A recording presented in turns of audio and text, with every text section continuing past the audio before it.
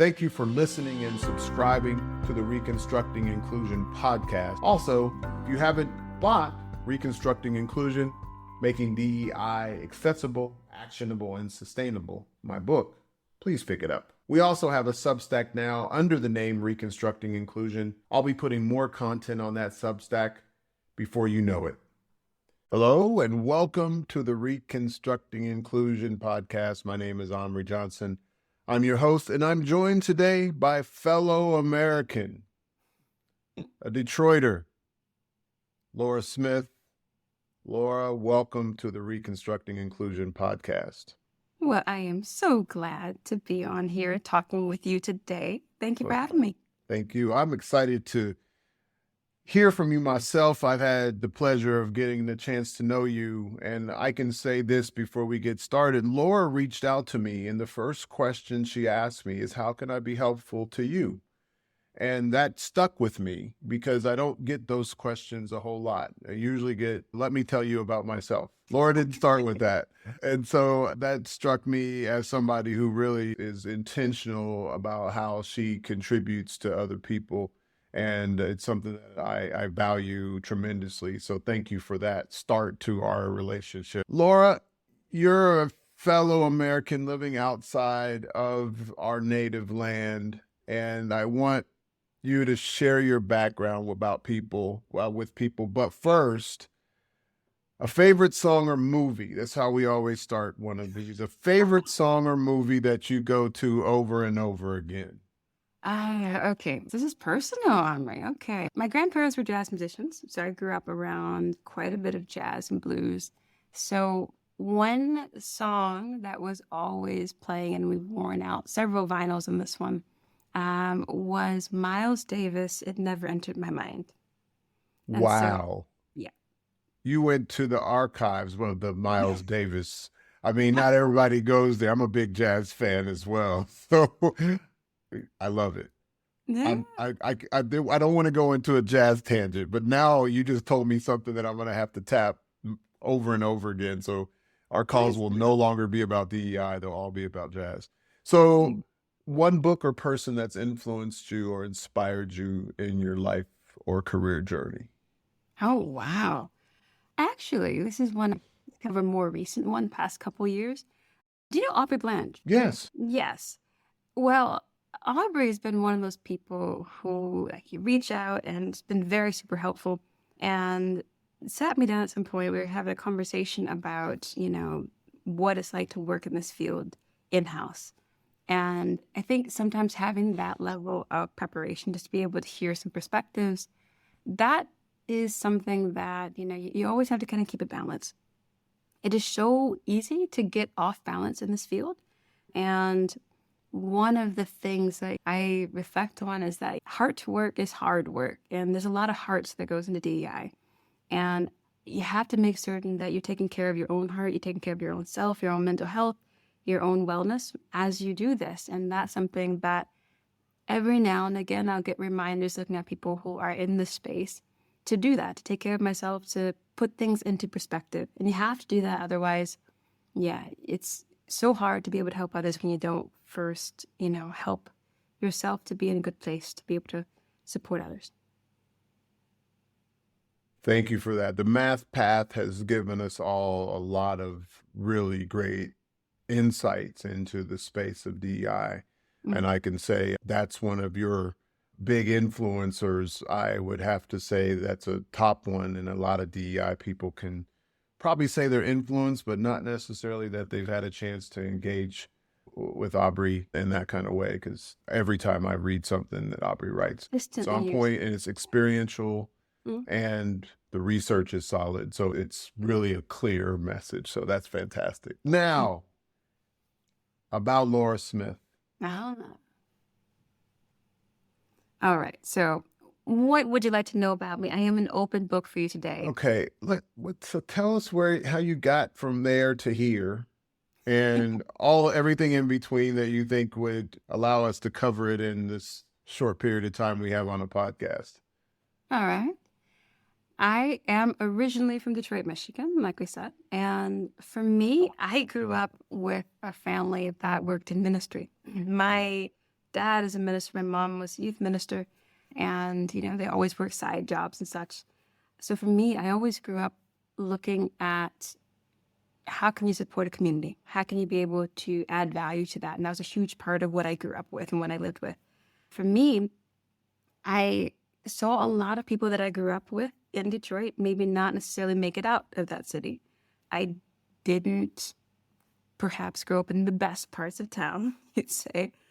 But the thing I always see is it's a very small world. If you don't have role models, a very small world. If you don't have people and examples to look up to. And my dad was in the military for quite some time. And when I was a kid, he was like a weekend warrior. And my dad actually traveled a lot. And he had all these pictures and stories about places around the world. And I wanted to know, how can I get around the world and not have to risk my body in the meantime, you know, outside of military and things like this. So I went into linguistics, actually, and I studied sociolinguistics, and I worked in that space looking at essentially how your accent or your language and the way you speak, the way you form your words can affect access to housing, employment, how it helps to shape your identity, things like this. And that's a big part of my background in terms of things I love to look at. And communication became a massive part of that. At some point, I realized that a person has to make money. And academia is not necessarily like the way to do that because, you know, poor people have bills. So a thing that I had to do was get a job. And I ended up working in consulting and working with different companies.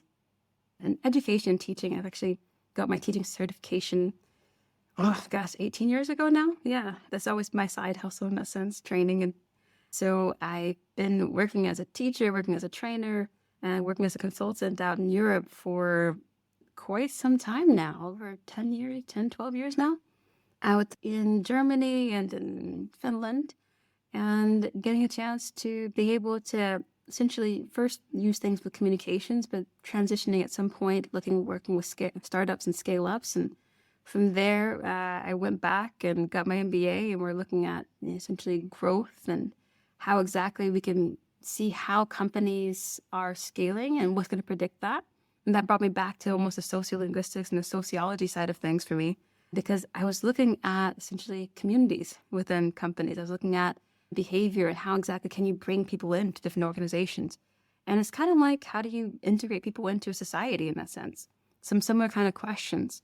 And when I was looking at things that are going to predict growth, inclusion was one of the most reliable things, particularly at the early stage startup side of things. So I started diving deep into that because I would hear a lot of folks researching diversity, but not so much inclusion in terms of what actually is going to plug people in and be empowered to be their best, to do their best, to be able to thrive. And so for me, that kickstarted a whole thing. And I ended up starting a research agency, ValiDEI, where I work with different companies, primarily investors, to be honest, when we look at different startups and scale-ups, and we investigate their ability to grow and how exactly they're doing with regards to DEI and responsibility.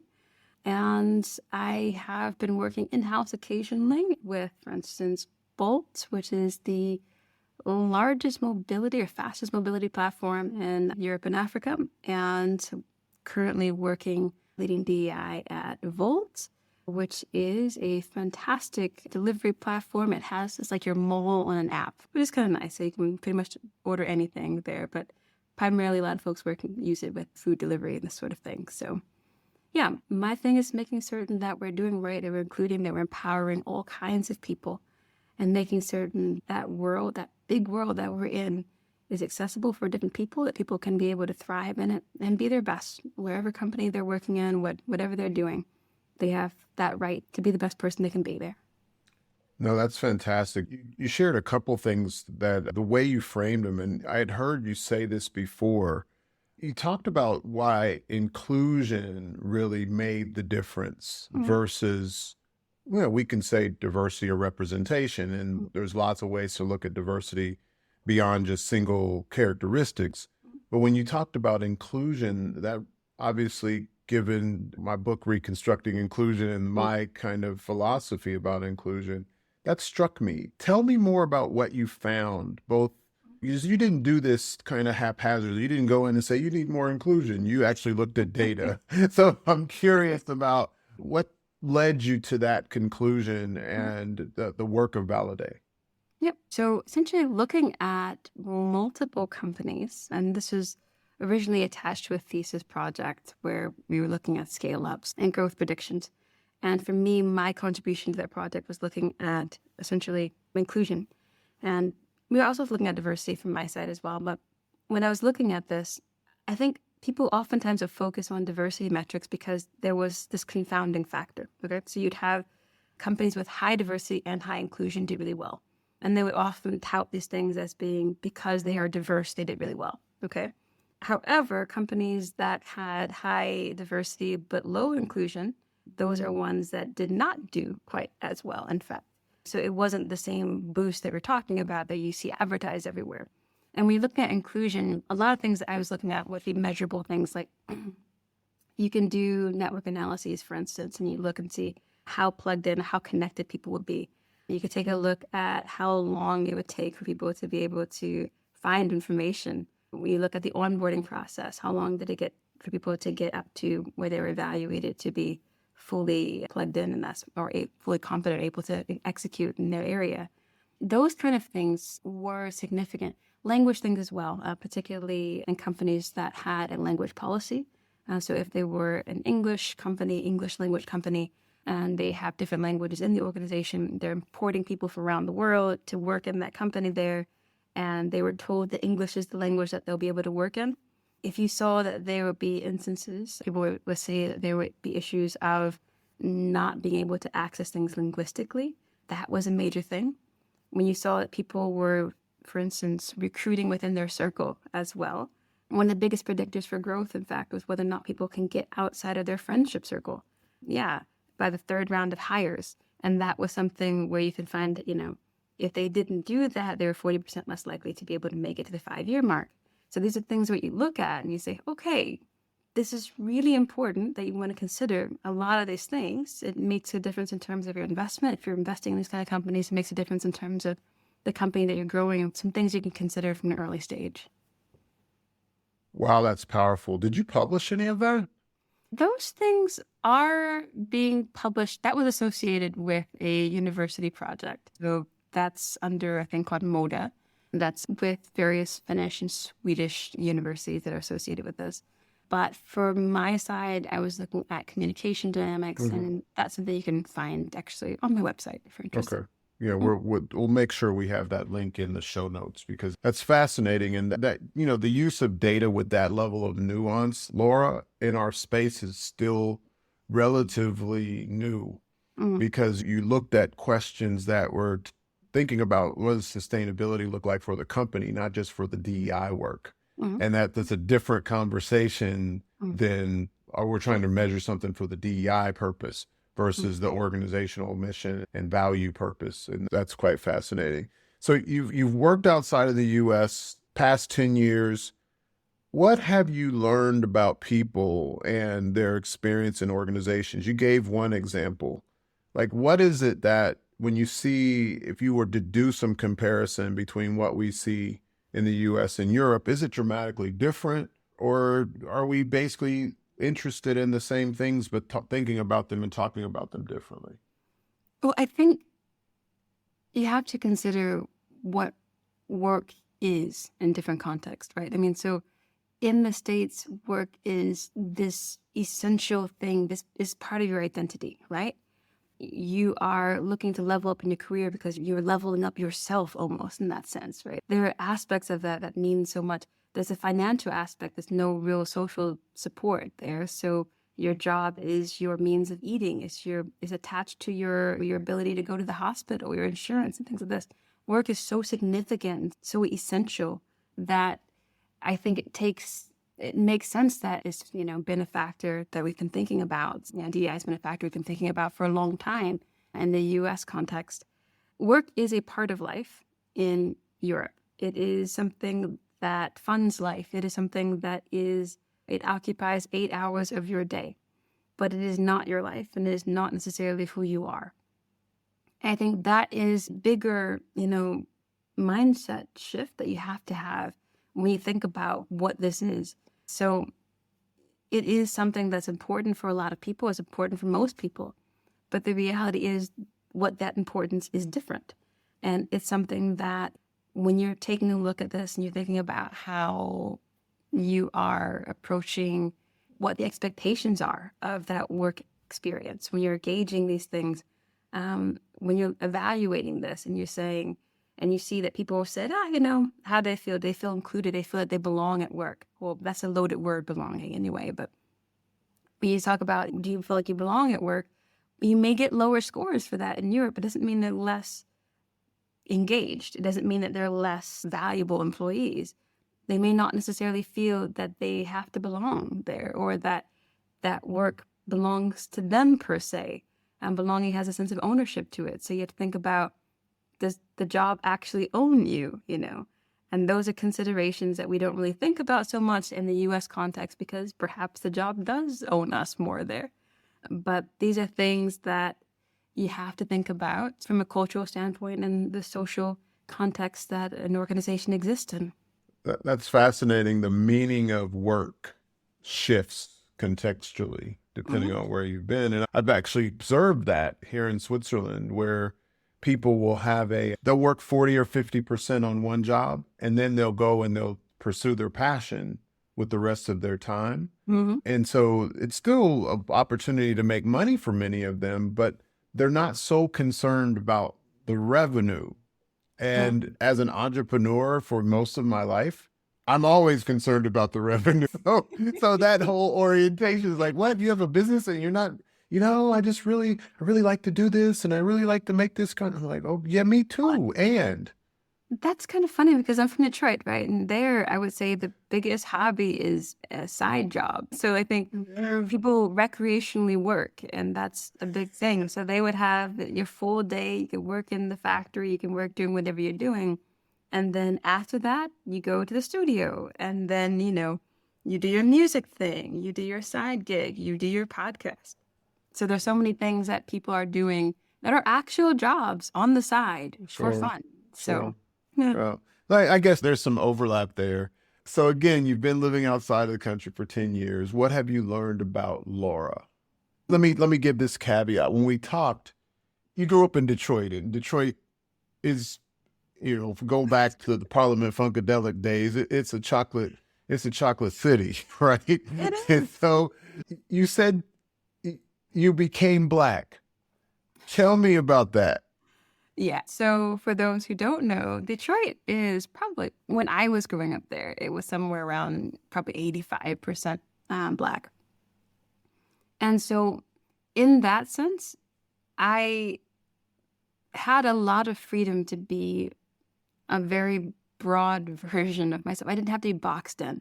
I didn't have to represent all of Blackness in my identity every day. I was a person. And obviously I was very aware of my Blackness because my dad would drive me to school, and I went to schools in like Sterling Heights, and which is often called Sterling Whites for a reason.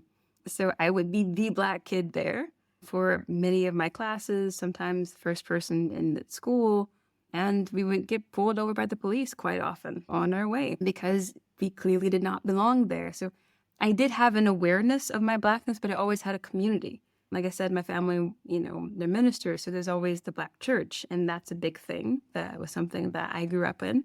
And there, once again, you can just be a person. Now, when I went to other contexts, an aspect of my personhood took on more significance. And that's something that people put more perspectives on it. I remember when I went to Stanford, they have a Blacklist, right?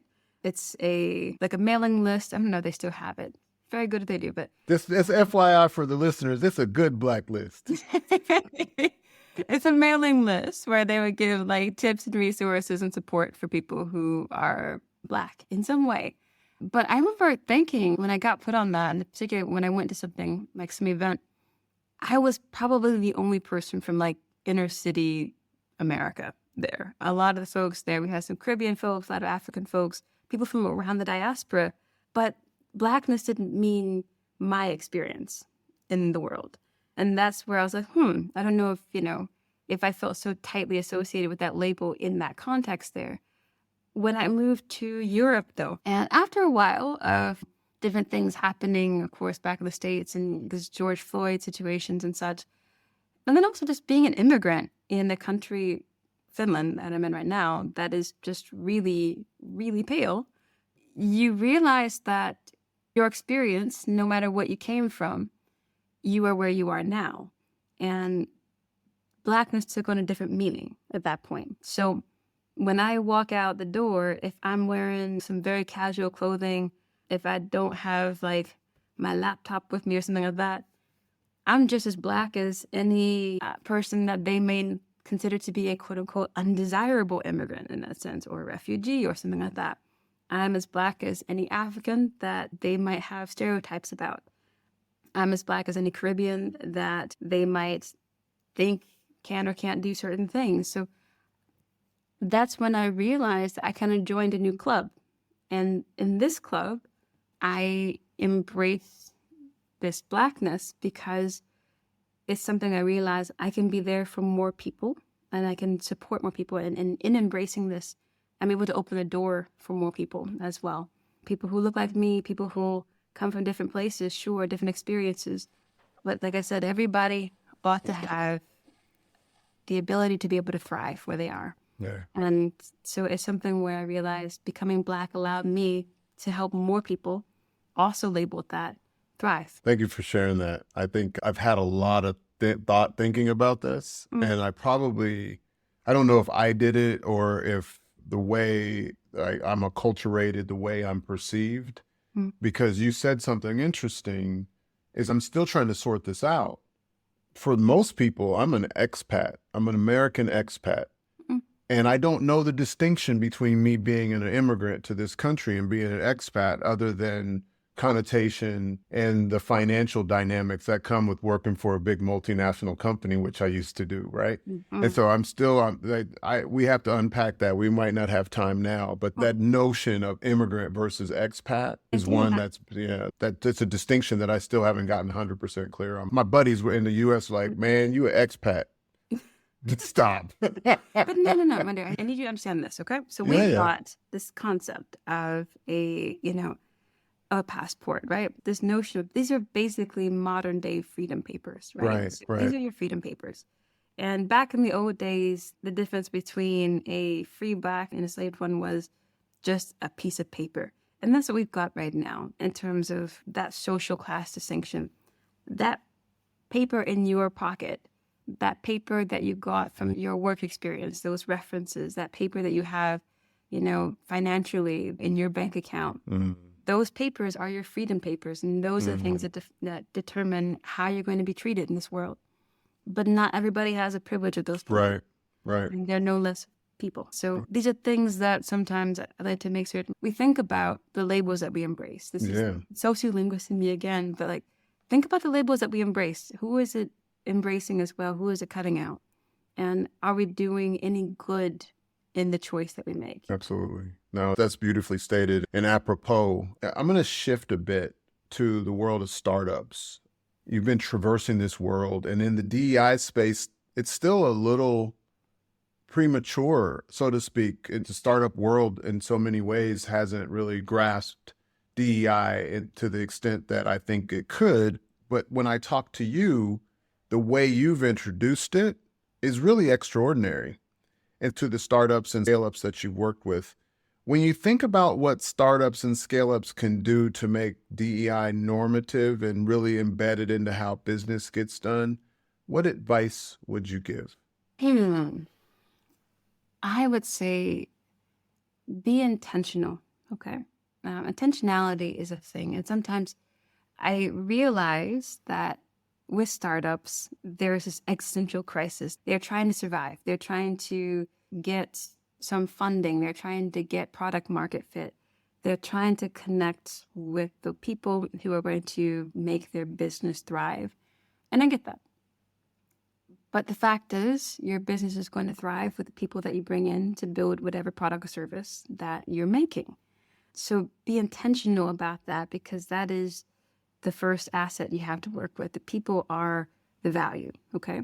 So you want to make certain that you are getting maximal value, and that's not just getting, but giving that as well to the people, invest back into them in that sense.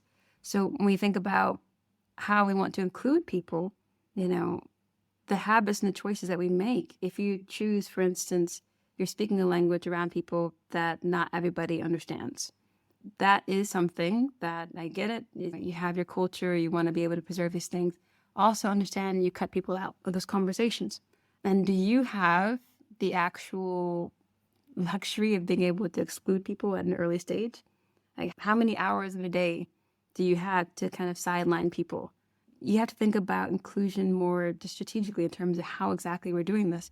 When you think about the team that you're bringing in, do they understand the markets you're trying to reach? Do they have the breadth of experience and exposure to the different communities that you're going to try to get to, that you're going to try to, make connections in, that you're going to try to sell to? If they don't, if you all went to the same school, you all grew up within 100 kilometers of each other, how are you really going to make a global product or global service? Do you have that? Do you have the diversity of experience and perspectives that you're going to need to be able to do the thing that you're out there to do?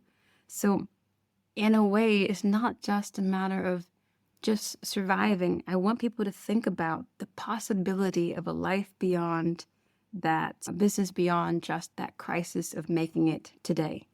Because ultimately you're trying to build something that's going to be there as well for tomorrow. And so keep that in mind and understand that sometimes you have to make that uncomfortable choice of being uncomfortable. And that's the thing. And it's easier to build in that kind of resistance at an earlier stage and have that be a part of your DNA as a company, the thing that you're going to be replicating as you scale, than it is to add it on later. Because that's when you get the growing pains. That's when you have a lot of things that are fossilized already that are going to be very, very hard to change. So, yeah. Yeah, I think I remember Doc Rivers said on a special about there were several coaches on it, and he said that pressure is a privilege. So being uncomfortable to me is a privilege. Like, you're trying to grow something, you're trying to work through what is inevitably going to produce some roadblocks and have some failures. And I think that's what makes companies, I have this philosophy, I've only talked about it occasionally. I think it's that mindset that you just described that makes companies what Nassim Taleb calls anti-fragile. They can bounce back from stressors and get better rather than just be in the space of surviving a stressor. But you know what? I don't think this is an easy thing at all. No. I don't. No. And I think about this because when we talk about that ability to bounce back from failure, I'm very keenly aware that, for instance, when it comes to like the startup space, when it comes to funding, there are certain demographics that when you fail, you are considered a failure. And there are certain demographics when you fail, you are considered to have had a learning opportunity.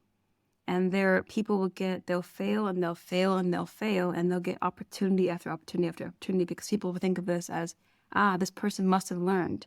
They must have grown. They'll do better next time. And other ones, they were considered a gamble to begin with. And if the gamble didn't pay off initially, people get a little wary about reinvesting in that person. And I do understand that. So when it comes to building out that luxury of being resilient, understand that a lot of people that have not had opportunity have had to be darn near perfect to get to the stage where you consider them for that opportunity. Okay. And so they may not have that. They may not be very well accustomed to bouncing back. So I think we have to consider some grace periods. We have to consider how can we build in the safety to fail. Yeah. And that's a sobering thought, because I think that happens quite a bit. And what I'm left with oftentimes is when those people that have the privilege to fail, oftentimes many times over and over again, it's because the relationships are such that you get the benefit of the doubt. It's not just relationships. I think it's also affinity. And I think we spend a lot of time in the DEI space doing some things to make sure we take care of the most marginalized groups in the corporate kind of context of marginalized, right? Mm. Have you spent time really trying to build bridges of context and understanding with folks across geographies or across cultures that are in the same geography? Because that's been the biggest thing to me is like people just aren't familiar with folks, particularly those that they haven't gone to school with or people that don't resemble people they've gone to school with either by experience or, you know, any other attribution. It just makes me wonder where in the DEI space we can do better at creating those bridges of context so that people don't automatically write somebody who hasn't had the same experience as they had off.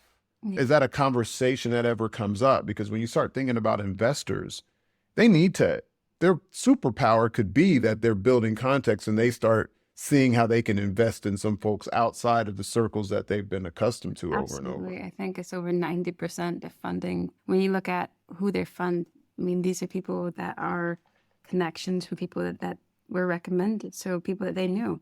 So it's not like people are just accepting these cold calls and such, per se, for most of the deals and such that happen. They are network deals.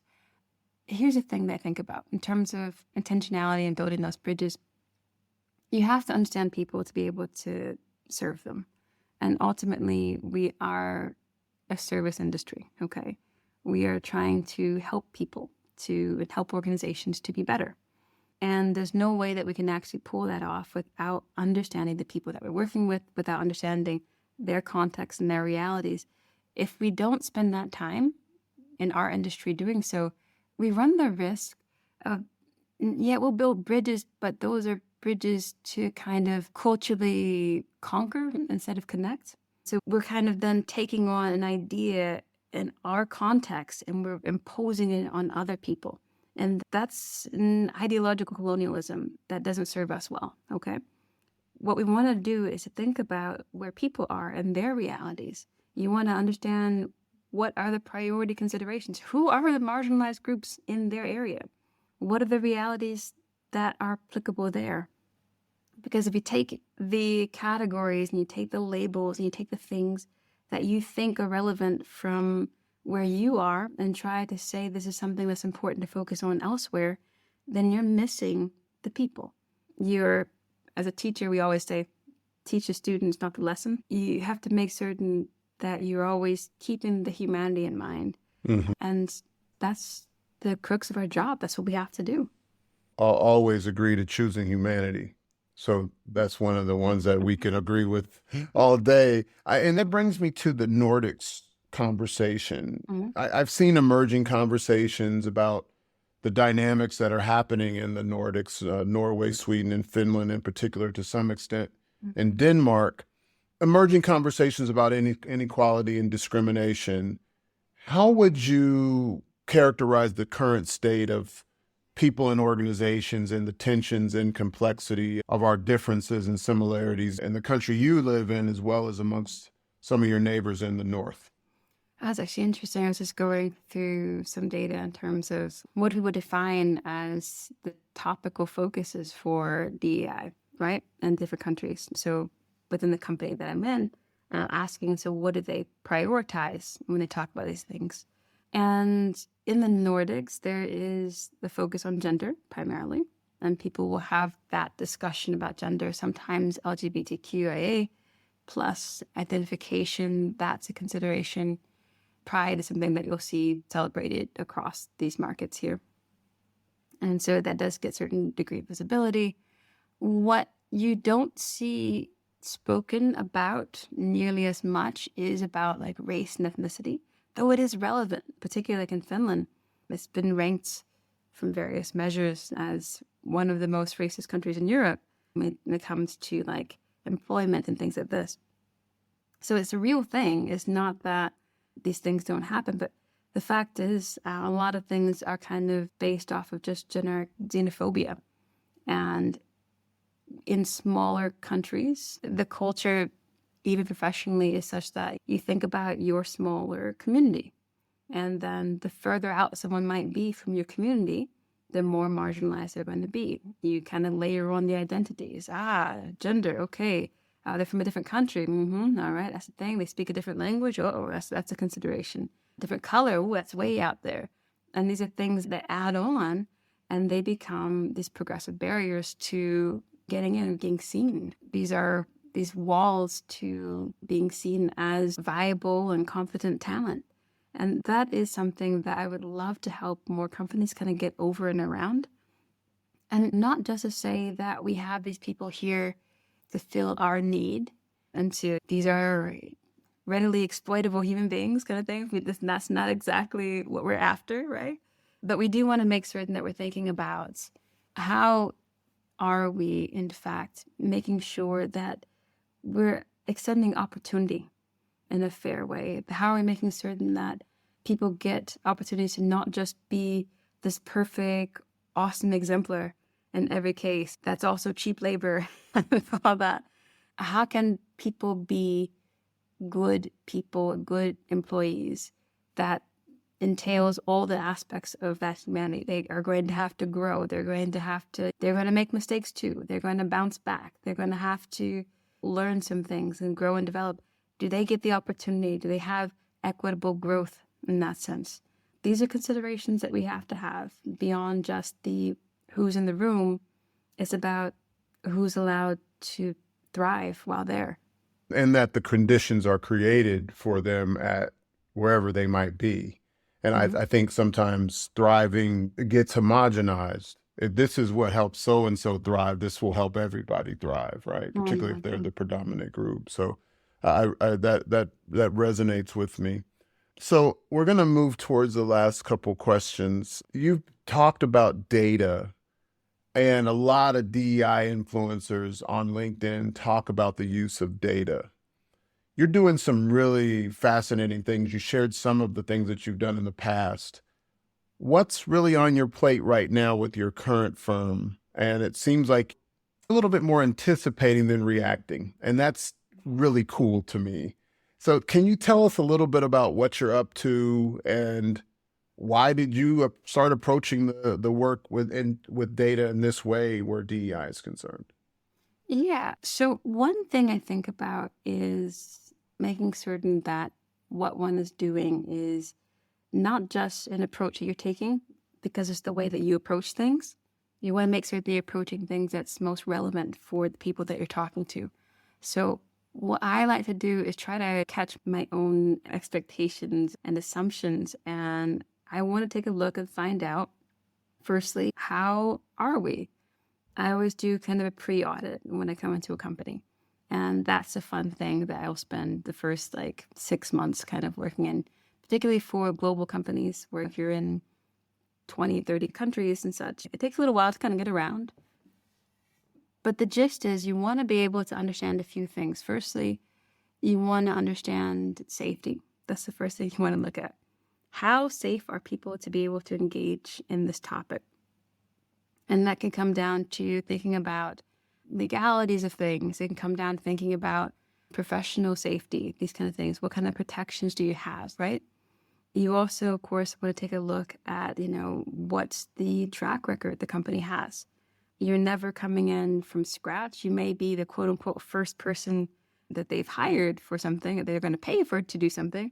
But the reality is people have been talking and speaking up probably for years before you came there. So what has been the discourse? What's the conversation you're jumping in the middle of? What's the story that you're coming in already in the middle of this book? So you have to make sure that you understand what that is, the context. And you have to look at the readiness to respond, right? So, for instance, it's a great thing to be able to, people love to do the audits and say, oh, great, we did the survey. And they love doing these generic surveys that they'll toss out there. They'll toss out all kinds of questions that aren't relevant for that market and that aren't relevant for what those people are able to respond to at that particular time. And what's the upshot of that? Well, then they get people who have volunteer their time and their energy and their thoughts to something that is just going to basically die from neglect. It's going to wither away. And that's going to destroy trust. It's going to essentially make people averse to participating again. So you want to make certain that you can understand what you need to scope to, what are some things that are actually actionable, what are some things people are able to respond to, consider the bandwidth, the resources, the reality people have. And that's what you assess. Also, of course, you look at, are there external pressures? Do you have any regulatory considerations? Are there any things that's relevant for your business? And you want to make certain you have some connection that's organic and authentic towards the actual organization itself. So you can't just come in talking about, hey, DEI is the thing to do. It has to be something that you can connect either to the strategic objectives, to the cultural identity of the organization, to who it says it is and what its mission is. There has to be some kind of fundamental connection or anchor between what you will be doing and what they already are, who they already are. So those are things you typically look at in a pre-audit. And that's kind of where we're wrapping up right now. And then we essentially define the priorities with leadership to be able to say, okay, this is what we're going to do. And this is, how this is going to be integrated into the organization. Because that is a thing that I will look at. I don't necessarily like to be in a place where DEI is just talk. And I will leave places if it's not the case, if I don't do figurehead roles. But I want to make certain that we can map out something that's a goal, that's a measurable goal, something we can actually be able to say if we're achieving, if we're getting there, or if we need to pivot at some point.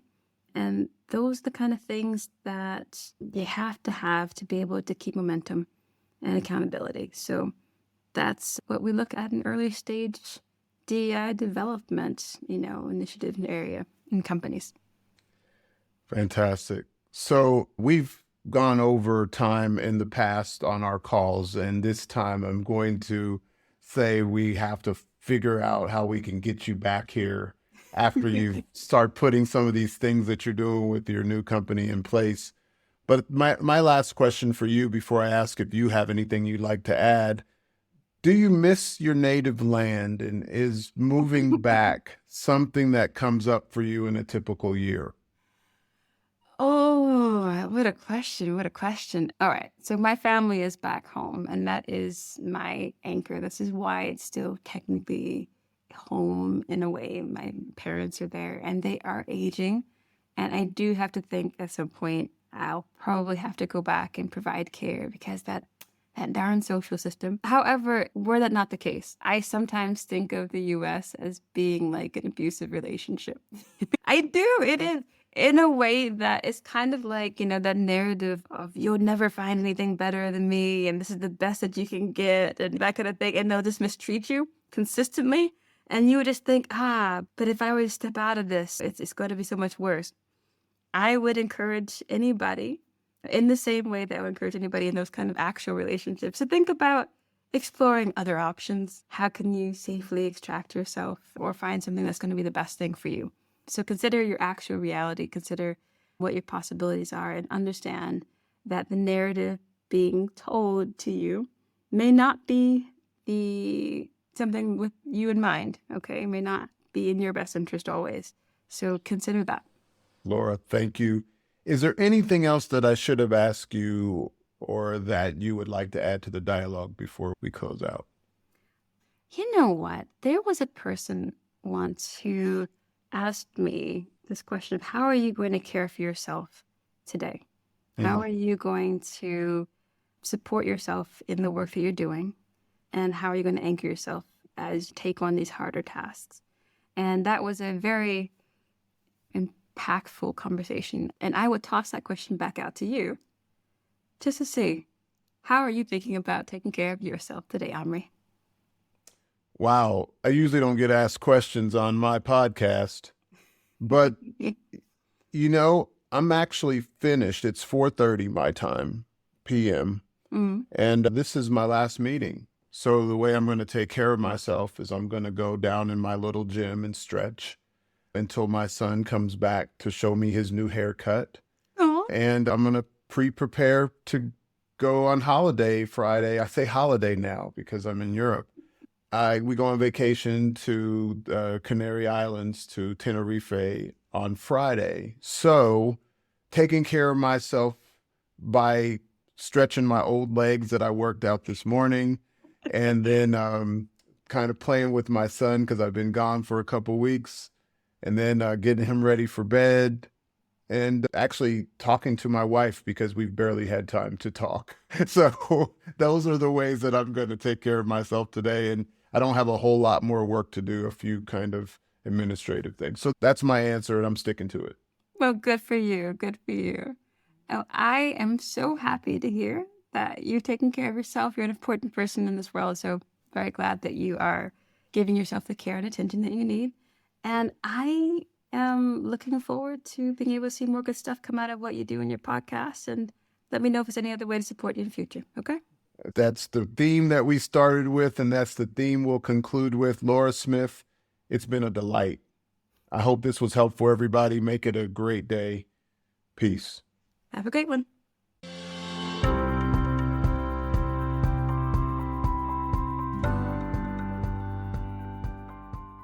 If you are committed or simply a little bit curious about how to make DEI accessible to everyone, actionable, that is, unambiguously prioritized and sustainable, aligned with personal and organizational purpose, hit the subscribe button.